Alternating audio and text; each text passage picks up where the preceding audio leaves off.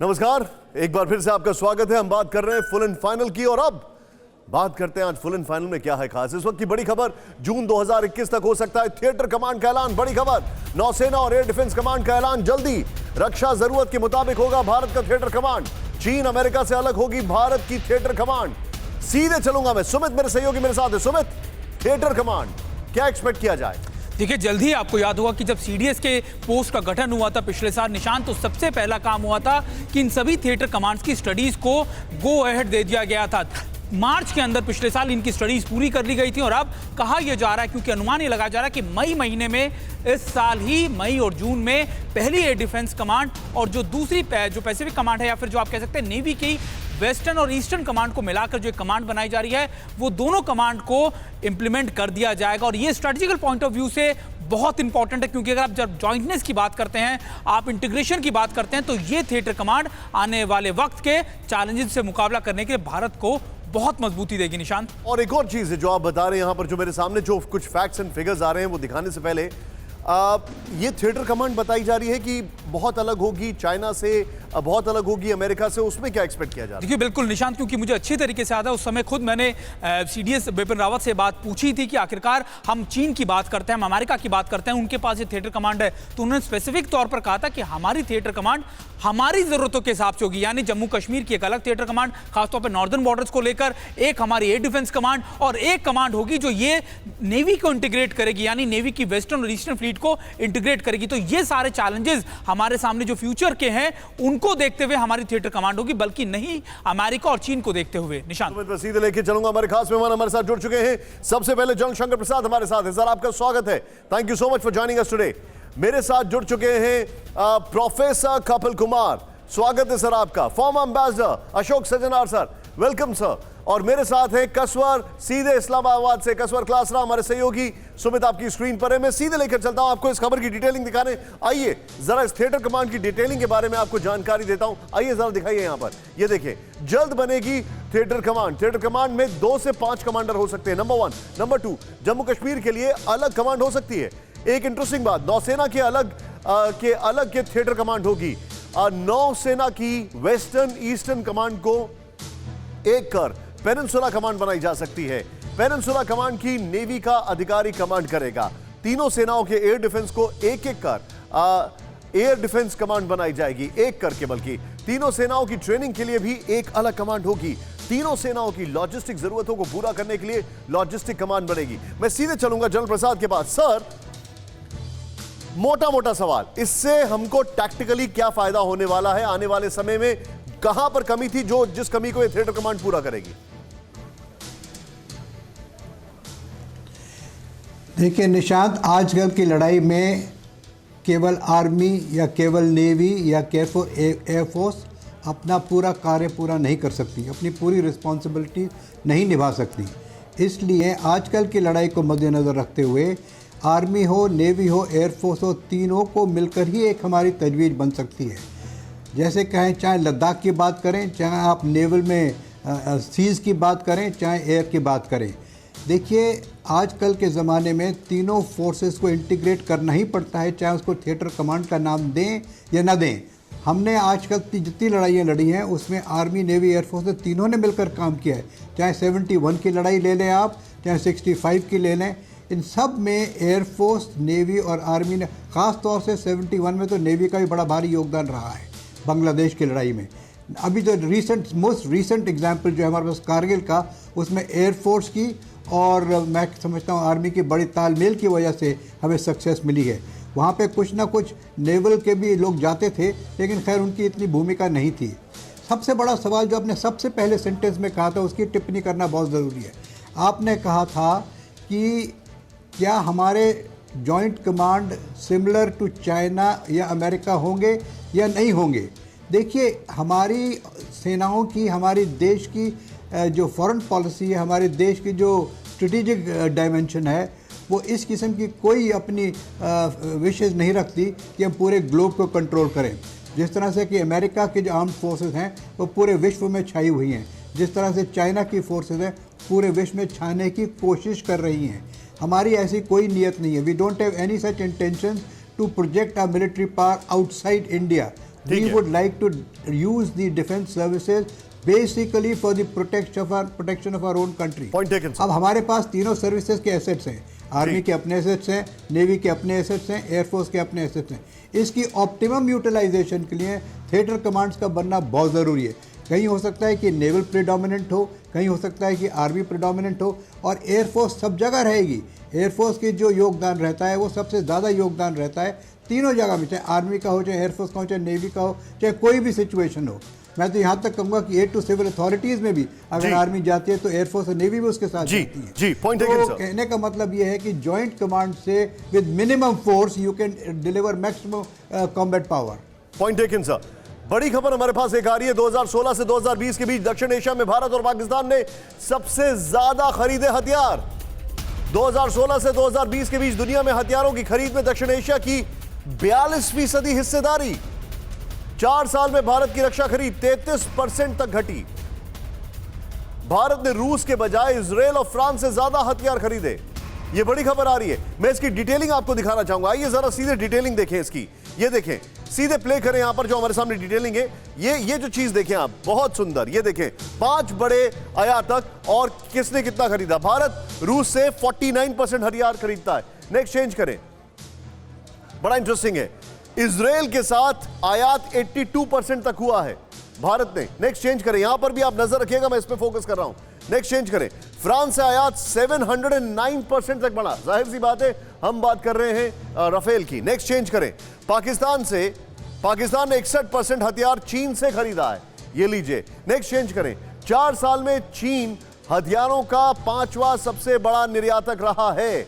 मतलब फायदा चीन को हुआ है। मैं सीधे सुमित पे चलूंगा। मैं चाहूंगा ये ग्राफिक्स के साथ सीधे सुमित के पास आए। सुमित, कुछ समझ में नहीं आया एक बात कि हमारा एक तरफ घटा है, एक तरफ बड़ा है, एक गुना भाग। जरा बताइए मामला क्या है। देखिए निशांत, इसमें सबसे बड़ा फैक्टर ये भी है क्योंकि पहले हम सारी चीजें, छोटी से छोटी चीजें हम बाहर से ही खरीदते थे, लेकिन अब बहुत महत्वपूर्ण तरीके से हम अपनी चीजें खुद बनाते हैं, चाहे वो ट्रांसफर ऑफ टेक्नोलॉजी के हिसाब से हो या फिर हम अपने मेक इन इंडिया प्रोसेस के अंदर हो। दूसरी इंपॉर्टेंट चीज कि हमने रशिया की जगह अब हमारा अलायंस खासतौर पर फ्रांस हो, चाहे फिर आप कह सकते हैं कि हमारा इजराइल के साथ हो, अमेरिका के साथ हो, सभी कंट्रीज के साथ हमारी ज़रूरतों के हिसाब से बढ़ रहा है। पहले एक मुश्त सीधे तौर पर देखा जाए तो आपके टैंक्स हो, आपके मिसाइल्स हो, या फिर आपके दूसरे एम्यूनिशन हो, या फिर आप कह सकते हैं कि जो आपके फाइटर एयरक्राफ्ट हैं वो सारे रशिया से ही आया करते थे। लेकिन अब जैसे फ्रांस से हमने राफेल खरीदा या फिर हम दूसरी कंट्री से अब खरीद रहे हैं, ये समीकरण जो बदला है, इसी की वजह से हमारी डिपेंडेंसी अब एक कंट्री की बजाय अलग अलग देशों के साथ हुई। और ये इसलिए भी क्योंकि ना सिर्फ डिप्लोमेटिक रिलेशंस को ज्यादा बैलेंस करने के लिए, बल्कि हमारे लिए क्या जरूरी है और हमारे लिए कौन हमारे ट्रांसफर टू टेक्नोलॉजी करेगा, ये ज्यादा जरूरत, इसको महत्वता दी गई है। निशांत, आप जो बता रहे हैं, अशोक सर मैं आपसे समझना चाहूंगा, क्या यह समझा जाए कि साउथ एशिया नेक्स्ट फोकस है सारी बड़ी कंपनीज के लिए, और जो यहां पर टेंशन है उसमें सारी डिफेंस कंपनीज के लिए फायदा ही फायदा दिखाई दे रहा है, एक अलग तरीके की वॉर वेपन रेस दिखाई दे रही है? ठीक कह रहे हैं, क्योंकि बहुत ही जितना यहाँ पर टेंशन बढ़ रही है एशिया के उसमें, तो उसके हिसाब से देखा जाए तो यहाँ पर जो आयात है बहुत ज्यादा बढ़ता जा रहा है।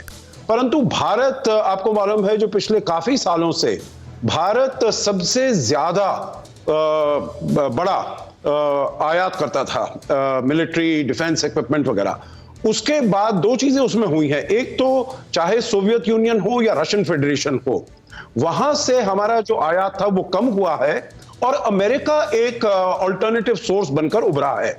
आपने देखा होगा 2008 से लेकर 2020 तक हमने करीब $21 बिलियन वहां से हमने सामान आयात किया है। उसमें आप देखिए चिनूक हेलीकॉप्टर्स हैं और अपाचे हेलीकॉप्टर्स हैं, P-8I हैं और ड्रोन्स हैं। अभी तो जब डिफेंस सेक्रेटरी उनके आए, लॉयड ऑस्टिन आए, तो हमने करीब $3 बिलियन का वहां से वेपनाइज्ड प्रीडेटर ड्रोन्स को हमने इंपोर्ट करने का निर्णय लिया है। तो अमेरिका एक बनकर उभरा है। दूसरा, इजराइल और फ्रांस, जैसे कि आपकी रिपोर्ट भी बता रही है, वो भी उभरे हैं।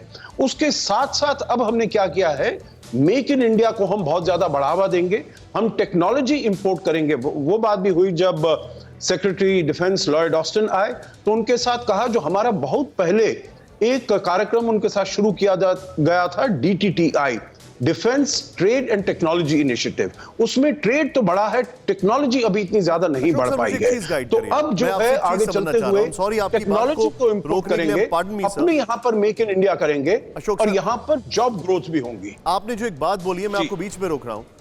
भारत दुनिया में जाना जाता है टेक्नोलॉजी के लिए, लेकिन over the period of time हम ये देख रहे हैं कि हमारा टेक्नोलॉजी का एक्सपोर्ट कम हो रहा है, लेकिन डिफेंस का इंपोर्ट बढ़ रहा है। आपको लगता नहीं है कि डिफेंस ड्रिवन इंटरेस्ट दुनिया का भारत से ज्यादा है बनस्पत इसके कि हम उससे कुछ निकाल पाए? देखिए, मैं इसमें एक निकाल, और वो है जो हमारा टेक्नोलॉजी जो है वो सॉफ्टवेयर एक्सपोर्ट्स में हमारी बहुत महारत है। yes. हम किसी से भी कम नहीं है। आप देखिए, जहां भी सॉफ्टवेयर एक्सपोर्ट्स, मेरे विचार से $80 बिलियन हमारा एक्सपोर्ट्स है सॉफ्टवेयर। हार्डवेयर बनाने में, चाहे वो कंप्यूटर्स के हों चाहे वो डिफेंस हों, उसमें हमें अभी भी काफी रास्ता तय करना है। और इसीलिए जो टेक्नोलॉजी है हम मंगा रहे हैं, चाहे वो रशियन फेडरेशन से ले रहे हों, चाहे वो इजराइल से ले रहे हों या अमेरिका से ले रहे हों, इसीलिए अब हमने कहा है, देखिए पिछले साल हमारा जो डिफेंस इक्विपमेंट का निर्यात था करीब $1 बिलियन था। अब आपने हाल ही में सुना फिलीपींस को हम ब्रह्मोस एक्सपोर्ट करेंगे, सऊदी अरेबिया भी बहुत इंटरेस्टेड है हमसे ब्रह्मोस इंपोर्ट करने के लिए। और हमने ये निर्णय लिया है जो अगले 5 साल में 2025 तक हमारा जो डिफेंस का निर्यात है वो करीब $5 बिलियन। सर, मैं आपको थोड़ा सा रोक रहा हूं, बड़ी ब्रीफिंग इस वक्त आ रही है। रविशंकर प्रसाद प्रेस कॉन्फ्रेंस कर रहे हैं महाराष्ट्र को लेकर, आइए देखते हैं। पहले क्या बात आई कि एक पुलिस ऑफिसर शक के घेरे में आया जिसका नाम है संजीव वाजे ना, सचिन वाजे, क्षमा करिए, आई स्टैंड करेक्टेड। दूसरी कहानी आई कि भारत के इतिहास में पहली बार हुआ कि एक पुलिस कमिश्नर, पूर्व पुलिस कमिश्नर ने लिखा कि होम मिनिस्टर साहब ने टारगेट फिक्स किया है मुंबई से 100 करोड़ रुपया पर महीने का। तो परसों हमने एक विषय उठाया था कि अगर महाराष्ट्र में मुंबई से सिर्फ एक मंत्री का टारगेट है वसूली का कोटा 100 करोड़, तो पूरे महाराष्ट्र का कितना है? और अगर एक मंत्री का कोटा है 100 करोड़ तो बाकी मंत्रियों का कुल मिलाकर कितना है? और यह भी सवाल उठाया गया था कि गृह मंत्री जी ये सिर्फ अपने लिए वसूली कर रहे थे, अपनी पार्टी के लिए या सरकार के लिए? इन तीनों का अभी तक कोई उत्तर नहीं आया। आज सुबह माननीय पूर्व मुख्यमंत्री देवेंद्र फडणवीस ने कुछ डॉक्यूमेंट के साथ बातें कही हैं जो आपने देखा होगा कि भ्रष्टाचार, ट्रांसफर पोस्टिंग के नाम पर भी वसूली चल रही थी, और वो छोटे मोटे ऑफिसर्स की भी नहीं, बड़े बड़े आईपीएस ऑफिसर्स की भी। और जो कमिश्नर सीआईडी थी एक रश्मि शुक्ला, उन्होंने पूरे मामले की तहकीकात की। उसमें बड़े रसूखदार लोग थे जिनके संबंध सत्ताधारी पार्टी के। इस वक्त की बड़ी खबर, रविशंकर प्रसाद प्रेस कॉन्फ्रेंस करते हुए और बता रहे हैं कि अगर एक मंत्री का 100 करोड़ का कोटा है तो बाकी कितने वसूली करते थे, और ये वसूली पार्टी के लिए कर रहे थे या इंडिविजुअल के लिए कर रहे थे? बड़ी खबर है, अपडेट करना आपको जरूरी था। लेकिन एक और बड़ी खबर पाकिस्तान से आ रही है। कसवर हमारे साथ हैं। सिंध में 36 दिनों में 4 हिंदू लड़कियों का अपहरण, धर्म परिवर्तन कर निकाह के लिए हिंदू लड़कियों का अपहरण, नाबालिग लड़कियों के अपहरण पर इमरान खान खामोश, पुलिस पर जांच में लापरवाही और मामले को दबाने का आरोप। सीधे कसवर मेरे साथ चलेंगे हैं। कसवर, ये बहुत शॉकिंग है। आप ठीक कह रहे हैं निशान, ये बहुत शॉकिंग है, शर्म का मुकाम हमारे लिए। लेकिन ये कोई आज कल में शुरू नहीं हुआ, ये जितना पाकिस्तान की हिस्ट्री है तब से लेकर आ रहा है। और सिंध की जब हम बात करते हैं तो अनफॉर्चुनेटली ये मेरे लिए बड़ा ही वो होता है, शर्म का मुकाम होता है इस चीज को रिपोर्ट करते हो कि 4 का तो अभी आए। निशान, मैं आपको बताऊं, ये तो बड़ी खुशकिस्मत बच्चे हैं जो 10 में से 3-4 के केसेस रिपोर्ट हो जाते हैं। अंडर रिपोर्टेड की अगर मैं आपको एक तादाद बता दूं तो आपको तो होश ठिकाने आ जाए। और यहाँ पे स्टेट सबसे बड़ी मुजरम है। और ये प्लेयर फील करते हैं कि सबसे बड़ी कि आप हिंदू बच्चों को आपको याद होगा कि हमने एक हफ्ते पहले हमने एक खबर ब्रेक की थी कि 11 साल की बच्ची का वहां पे उसको किडनैप किया गया और उसके बाद जिसने किडनैप किया उसी के साथ उसको मुसलमान करके उसका निकाह पढ़ा दिया गया। मैंने क्वेश्चन किया था निशांत, ये आपको सुनना चाहिए, मैंने क्वेश्चन किया था जिसने निकाह किया था, क्या 11 साल की बच्ची का आपने निकाह कर दिया 40 साल के मर्द के साथ, क्या आप अपनी बेटी का करते हो उसके साथ ऐसे? आपने तो चलो एक बहुत बड़ा एक कारनामा सर अंजाम दिया, पूरे पाकिस्तान से वाह वाह हो गई कि आपने एक हिंदू, एक जिसको काफिर बोलते हैं, नॉन बिलीवर को आपने मुसलमान कर दिया, आपने तो जन्नत की टिकट कटा ली है। जिस तरह यहाँ पे बता रहे हैं ऐसा होता नहीं है। ये तो मेरे सामने हैरान करने वाली बात है कसवर, ये हैरान करने वाली बात है। सुनिए आप सुनते जाएं आगे जी। ये इस किस्म के जो वाकयात है निशांत, हमारे दिल जले हुए हैं और हमें गद्दार पाकिस्तान इसी किस्म की रिपोर्टिंग के ऊपर कहते हैं। चाहे मैंने उनसे क्वेश्चन किया था कि आप छोड़े हिंदू और मुसलमान को, आप अपनी बच्ची मुसलमान का 11 को छोड़े 15 साल कर ले, आप 40 साल वाले के साथ करते? तो वहां पे तो निशांत सिंध में एक मियां अब्दुल खालिक मिठा बैठा हुआ है, हमने भी उसकी स्टोरी ब्रेक की थी पिछले साल। वहां पे उन्होंने अपना एक डेरा बनाया हुआ है जहां पे जिनका काम ही यही है, बच्चियां आए वहां पे हिंदू बच्चों को मुसलमान करना। और सुनिए यहाँ पे पाकिस्तान में लाइव ट्रांसमिशन होती हैं जहां पे जो हमारे नाम निहाद एंकर पर्सन है खवातीन, तो वो फील प्लेयर कि आप एक नौजवान को ले आए हिंदू को और उसको ड्यूरिंग द लाइव ट्रांसमिशन आप उसकी मंशा के बगैर आप उसको मुसलमान करें और पूरे पाकिस्तान से दाद के डोंगरे बरसाएं। आप जो बता रहे हैं मैं एक बार सीधे लेके चलूंगा कसवर, कुछ डिटेलिंग करूंगा। आइए जरा यहाँ पर मैं आपको दिखाना चाहूंगा और उसके बाद कपिल कुमार सर के पास मैं आ रहा हूं। प्ले करें यहाँ पर हमारे सामने जो कुछ चीजें आ रही हैं उनको दिखाएं जरा। ये देखें आप, इमरान सरकार पर सवाल, जबरन धर्मांतरण के खिलाफ सख्त कानून क्यों नहीं, शिकायत पर पुलिस कार्रवाई नहीं करती, धर्मांतरण के लिए मौलवियों और किडनैपरों को मिलता है पैसा। ये देखें आप किस तरीके से ये चीजें आ रही है। सतपाल जी जरा जूम इन करके दिखाएं, जबरन धर्मांतरण के खिलाफ सख्त कानूनी कार्रवाई क्यों नहीं हो रही है। यहां पर नंबर 1 जूम करके दिखाएं प्लीज।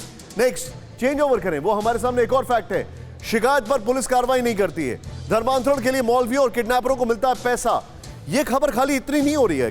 कपिल सर के पास आने से पहले मैं आपको एक और ब्रेकिंग बता रहा हूं, उसके बाद मैं ओवरऑल एक व्यू लूंगा उनसे।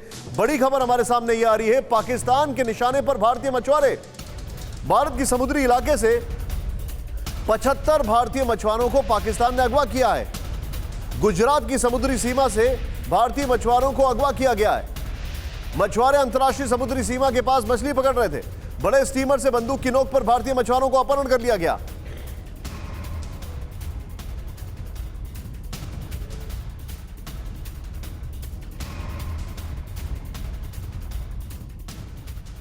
जरा मैं आपको कुछ दिखाता हूं, प्ले करता हूं यहां पर।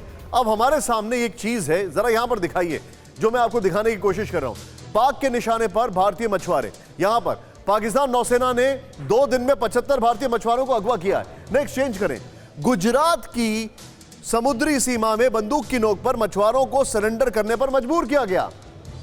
1 महीने में 5वीं बार पाक नौसेना ने अपहरण की घटना को अंजाम दिया है। 5 घटनाओं में 145 मछुआरे अगवा किए गए, जिसमें 15 बोट पोरबंदर, ओखा और वेरावल की हैं। अरब सागर में पाकिस्तान मरीन सिक्योरिटी दिन ब दिन बेकाबू हो रही है। इतना ही नहीं, मछुआरों का कहना है कि पेट भरने के लिए जाएं तो कहां जाएं। इसके अलावा हमारे पास एक और इंफॉर्मेशन है, वो इंफॉर्मेशन यह है कि किस तरीके से प्रधानमंत्री मोदी के बांग्लादेश के कार्यक्रम में भी किस तरीके से फंडिंग की जा रही थी। कपिल सर एक तरफ सीजफायर कर रहे हैं, दूसरी तरफ यह हरकतों को अंजाम दे रहे हैं।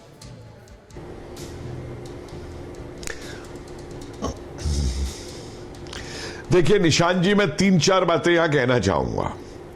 पहली बात, जो आपने खबर दी कि सिंध के अंदर लड़कियों का हिंदू परिवर्तन हो रहा है, मैंने कल भी डिबेट में एक बात ये कही थी मानसिकता की। आज भी पाकिस्तान के अंदर जो मानसिकता 9वीं शताब्दी की थी, जिसमें मीर कासिम जो है राजा दाहिर की दोनों लड़कियों को उठा करके ले गया था खलीफा के पास, वही मानसिकता काफिरों को कह करके आज भी पाकिस्तान के अंदर फल फूल रही है। और उस मानसिकता के ऊपर कोई रोक नहीं है पाकिस्तान के अंदर। मैं तारीफ करूंगा पाकिस्तानी प्रवक्ता की जो वहां आवाज उठाते हैं, लेकिन यह एक मानसिकता है।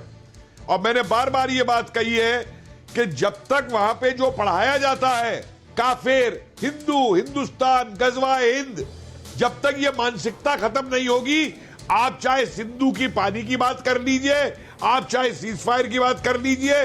देखिए, जयप्रकाश नारायण ने अगस्त 1948 में एक बहुत बड़ी बात कही थी। उस समय जब कश्मीर का युद्ध चल रहा था तो उन्होंने ये कहा था कि कश्मीर का जो फैसला है वो यूएन में बैठ के नहीं होगा, उसका फैसला सेनाएं करेगी। जो 47 के बाद में मानसिकता पाकिस्तान में फैलाई गई कि लड़के लिया था पाकिस्तान, हंस के लेंगे हिंदुस्तान, तो ये जो मानसिकता वहां पे जब तक काबिज है, हिंदुस्तान कब नहीं समझेगा इस मानसिकता को। हम तो उन्हें वैक्सीन भी दे देंगे, हम उन्हें पानी भी दे देंगे, हम उन्हें सब कुछ दे देंगे। अब जो कच्छ के अंदर मछुआरों के साथ हो रहा है, इसीलिए मैं जो जनरल प्रसाद बात कर रहे थे पहले कि हिंदुस्तान की आर्मी जो है उसका वो ग्लोबल रोल का वो नहीं है। जनरल साहब, वो बड़ी पुरानी बातें हो गई हैं कि हिंदुस्तान का कमांड अमेरिका की तरह, ब्रिटिश की तरह, रशिया की तरह, चाइना की तरह कमांड नहीं होगा। आज हमको अपने डिफेंस के लिए भी हमको फॉरवर्ड कमांड बनाने होंगे। अगर हमें अपने कोस्टल लाइन को बचाना है तो हमें चाइना सी से अपना प्रोटेक्शन करना होगा। हमारा प्रोटेक्शन खाली हमारी कोस्ट लाइन पे नहीं होगा, बंगाल बे ऑफ बंगाल में आकर के। हमारा प्रोटेक्शन खाली अरेबियन सी में नहीं होगा, हमको इंडियन ओशन में जाकर के, गल्फ में जाकर के अपना प्रोटेक्शन करना होगा। इसके लिए हमें फॉरवर्ड कमांड बनाने होंगे। और अगर हम ये अभी से नहीं चेतेंगे और वही गांधी वाली नीति लेके चलते रहेंगे कि एक गाल पे दूसरा गाल आगे कर दो, आज हिंदुस्तान इस शक्ति पे खड़ा हो रहा है कि बजाय एक गाल पे दूसरे गाल आगे करने की जगह, या कोई एक चाटा मारे तो दो चाटे मारने की जगह, आज हम उस ताकत पे खड़े हैं कि इतने मजबूत हो रहे हैं कि दूसरा हाथ हमारी तरफ ना उठ पाए, हमारी तरफ हाथ उठाने की हिम्मत ना कर पाए। इसलिए हमको फॉरवर्ड पॉलिसी लेनी होगी। और अगर हम ये फॉरवर्ड पॉलिसी सर, लेकिन एक स्टेटमेंट आ रहा है कपिल सर, मैं एक स्टेटमेंट सुना रहा हूं और कसवर मैं आपके पास आ रहा हूं। भारत के लिए अचानक बदले पाकिस्तान के सुर। पाकिस्तान ने भारत को भेजा शांति का पैगाम। पाक उच्चायोग के charge d'affaires Aftab Hasan Khan का बयान, पाकिस्तान अपने पड़ोसियों के साथ अच्छे संबंध रखना चाहता है। आफ्ताब हसन जम्मू कश्मीर के मुद्दे को बातचीत से हल किया जाना चाहिए, ये कह रहे हैं। केवल शांति के जरिए पड़ोसी देश से संभव होगा अच्छे संबंध, आफ्ताब हसन ये कह रहे हैं। आइए जरा मैं आपको बिग बॉल दिखाता हूं और फिर बाद में ब्रेकिंग और बिग बॉल दोनों के साथ आऊंगा। सीधे प्ले करें यहां पर जो हमारे सामने। देखिए क्या हो रहा है अभी, इस वक्त बातचीत भी चल रही है, इसको देखें आप। भारत पाकिस्तान के बीच जल संधि, यहां पर जल संधि की एक तरफ बातचीत चल रही है, दूसरी तरफ आफ्ताब हसन का स्टेटमेंट आ रहा है। ये दोनों चीजें हमारे सामने आ रही हैं। आफ्ताब हसन की ब्रेकिंग के साथ मैं सीधे चलूंगा अशोक सजनहार सर के पास। सर, मैं आपसे समझना चाहूंगा, एक चीज मुझे बताइए, पाकिस्तान के एकदम से सुर बदले, कितना ट्रस्ट कर सकते हैं?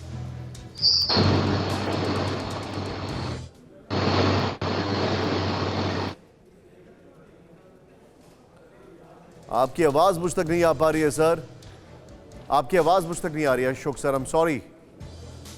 कसवर, आपके पास आने से पहले मैं एक और बड़ी खबर बता देता हूं, जरा दिखाइए अगली बड़ी खबर मेरे सामने है।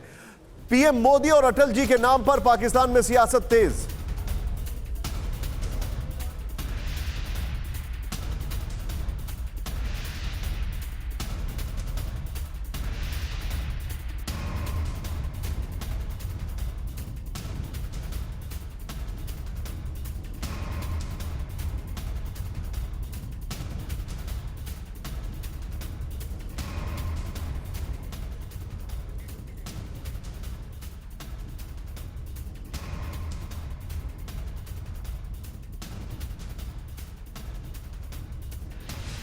शुरू करें इसको। हमारे सामने पीएम मोदी और अटल जी के नाम पर पाकिस्तान में सियासत तेज। पीएम मोदी के पाक आने के पीछे नवाज शरीफ का विजन, मरियम नवाज ने कहा। पूर्व पीएम अटल बिहारी वाजपेयी और प्रधानमंत्री मोदी का सहारा लेकर इमरान पर हमला।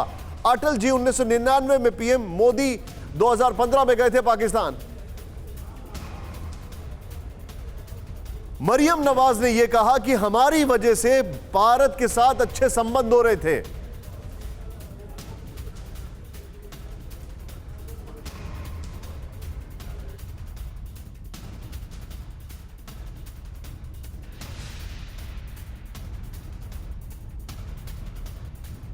सीधे चलेंगे हम, यहां पर कसवर मेरे साथ है। कसवर, देखिए मैंने पहला आपसे चार्ज द अफेयर जो है उनका स्टेटमेंट बोला, दूसरा ये मरियम नवाज का स्टेटमेंट। ऐसा लग रहा है जैसे पाकिस्तान में भारत के से अच्छे संबंधों को लेकर अब एक नया अवाम के अंदर से आवाज उठ रही है। निशांत बिल्कुल ठीक कह रहे हैं। मैं आपको बताऊं कि जिस तरह ये अवाम का ही एक तौर पे प्रेशर था, पाकिस्तानी अवाम बड़े अच्छे ताल्लुकात चाहती है इंडियंस के साथ। आपको याद होगा कि यहाँ पे, और उसकी वजूहात भी हैं, वो उसके लिए हम बड़ा लंबा टाइम हमें चाहिए होगा। लेकिन मैं शुरुआत करूंगा पाकिस्तान के army chief general Qamar Javed Bajwa से। उन्होंने एक स्टेटमेंट दे के कि इंडिया के साथ अच्छे ताल्लुकात के लिए हम बहुत जो है ना ख़्वाह हैं, तो उन्होंने बड़े पाकिस्तान को सरप्राइज दिया था। मेरे ख्याल में इंडिया में भी ये वाकई उनकी स्टेटमेंट को सरप्राइज के तौर पर लिया गया होगा। लेकिन इस वक्त सारे स्टेक होल्डर, ये PML नून हो, नवाज शरीफ की पार्टी हो, पीपल्स पार्टी हो, पाकिस्तान आर्म फोर्सेस हो, या इवन के इमरान खान, वो सारे ऑन द सेम पेज है इंडिया के साथ अच्छे ताल्लुकात के लिए। और मेरे ख्याल से यही एक वजह थी कि जब यहाँ से इंडस वाटर कमीशन के टॉक्स के लिए जब यहाँ से डेलीगेशन गया, तो इसको पाकिस्तान में एक शुरुआत के तौर पे लिया जा रहा है। तो यहाँ पर इस वक्त मैं ये समझता हूँ इस्लामाबाद में आर्मी को लेके, आर्मी एस्टेब्लिशमेंट को लेके, इस वक्त इमरान खान को लेके सारे जितने स्टेक होल्डर्स है, they are on the same page कि वो पाकिस्तानी इंडियंस के साथ अच्छे ताल्लुकात चाहते हैं। मैं इसके कुछ डिटेल्स भी आपको बताने वाला हूं कसवर, मैं इसके कुछ डिटेल्स भी आपको बताने वाला हूं। कपिल सर, पाकिस्तान के अंदर से आवाज आ रही है और उसके बाद मैं उसके बाद आ रहा हूं जल साहब के पास। कपिल सर, पाकिस्तान के अंदर ये वाइब्रेशंस हैं कि भारत से संबंध अच्छे करो, ये उनकी आवाम बोल रही है और उसके कई सारे फैक्ट्स मैं अभी आपको बताने वाला हूं। आपका टेक इस पर।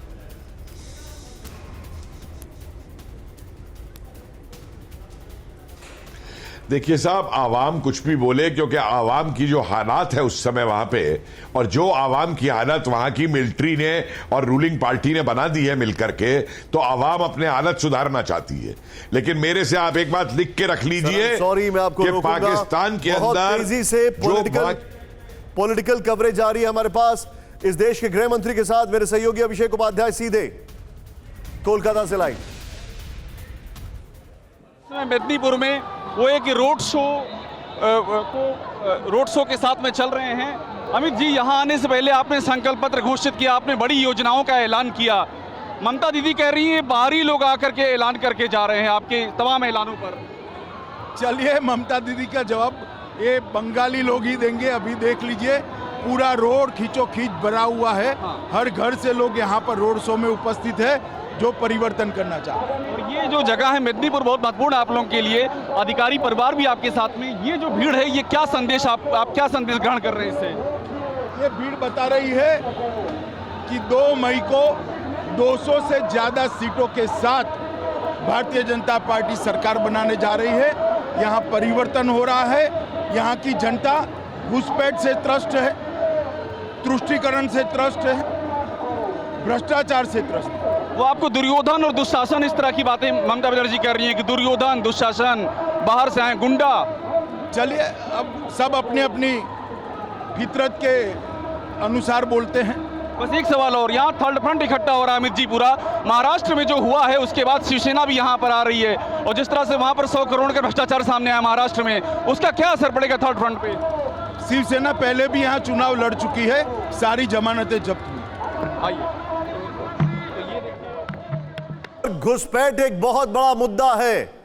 सीधे अमित शाह जी ने मेदिनीपुर में इस तरह का सवाल उठा दिया। घुसपैठ यहां पर बहुत बड़ा मुद्दा है।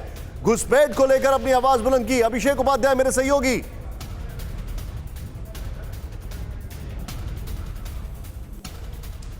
घुसपैठ एक बहुत बड़ा मुद्दा। याद रखिए, घुसपैठ बीजेपी के एजेंडे में था, लेकिन मेदिनीपुर में जिस तरीके से घुसपैठ का एक बार फिर से नाम लिया जा रहा है, यहां पर यह अपने आप में एक बहुत बड़ा स्टेटमेंट है, क्योंकि तुष्टीकरण, तोलाबाजी खत्म होगी, यह भी अमित शाह ने कहा।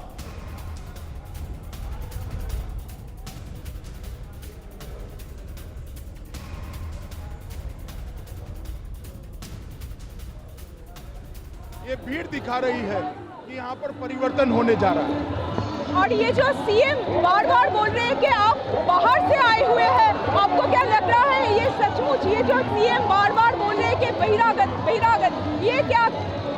मैं इतना ही कहना चाहता हूँ कि बंगाल का मुख्यमंत्री बंगाल का धरती पुत्र बने।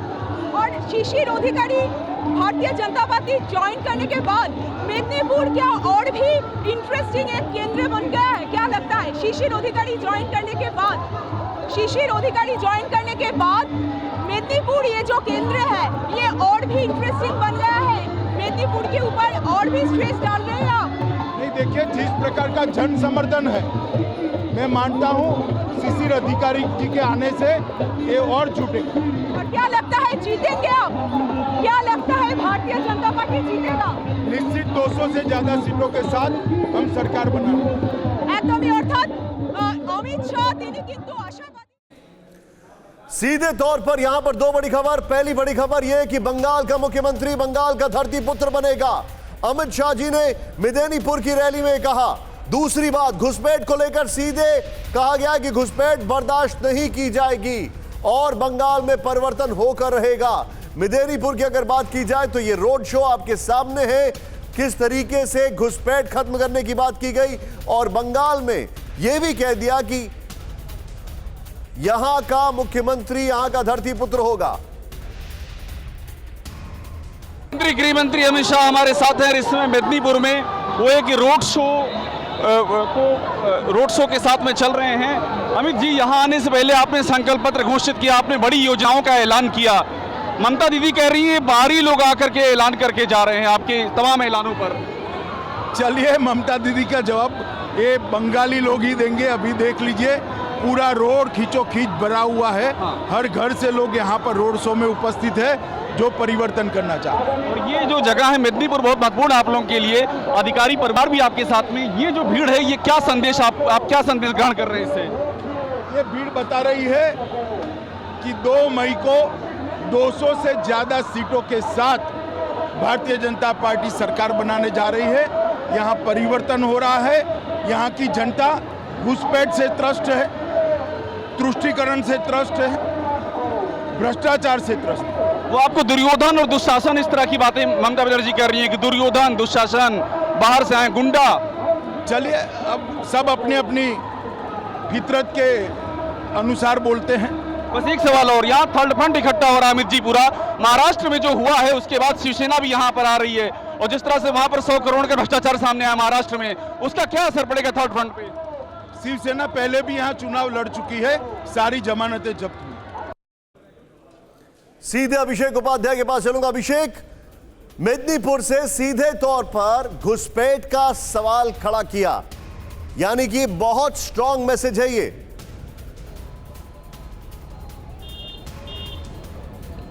बिल्कुल निशांत, और देखिए संकल्प पत्र में भी ये कहा गया है कि घुसपैठ को एक बारे में यहाँ तक लिखा है कि परिंदा भी पर नहीं, मतलब चिड़िया भी नहीं आ पाएगी, इस कदर हम इन्फिल्ट्रेशन को रोकेंगे।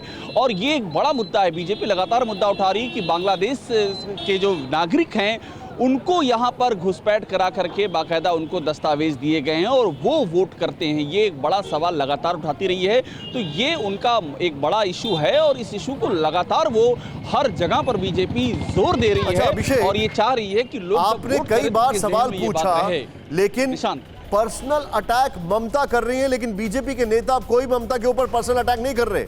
ये क्या स्ट्रैटेजी है?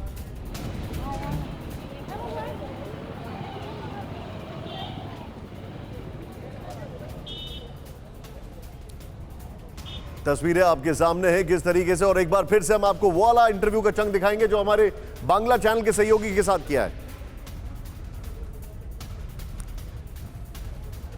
उसमें उन्होंने सीधे तौर पे कहा है कि बंगाल का मुख्यमंत्री बंगाल का धरती पुत्र ही होगा।